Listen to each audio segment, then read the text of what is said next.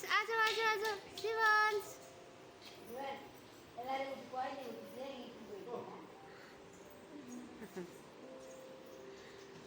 Friends friend Shivansh friend आ गया। देखो आपका फ्रेंड आ गया। देखो देखो।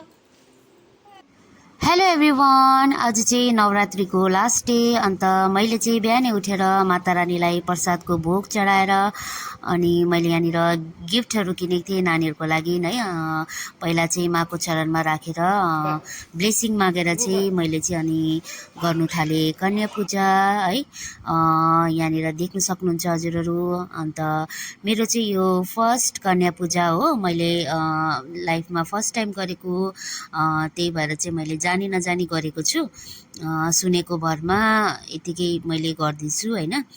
त्यसपछि मैले नानीहरूलाई टिका लगाइदिएँ, फ्लावरहरू टाउकोमा राखेर चाहिँ यसरी पूजा गरेँ। अन्त यहाँनिर मैले प्रसादहरू रेडी गरेर चाहिँ नानीहरूलाई दिनु थालेँ हो।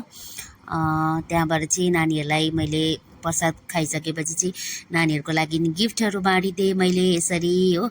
अन्त मेरो आजको कन्या पूजा पनि यसरी सक्सेस भयो है माता रानीद्वारा। Thank you so much Mata Rani. आजको दिन मेरो यसरी नै गयो guys. Thank you so much for watching my video. मन पर्यो भने लाइक गरिदिनु होला, कमेन्ट गरिदिनु होला।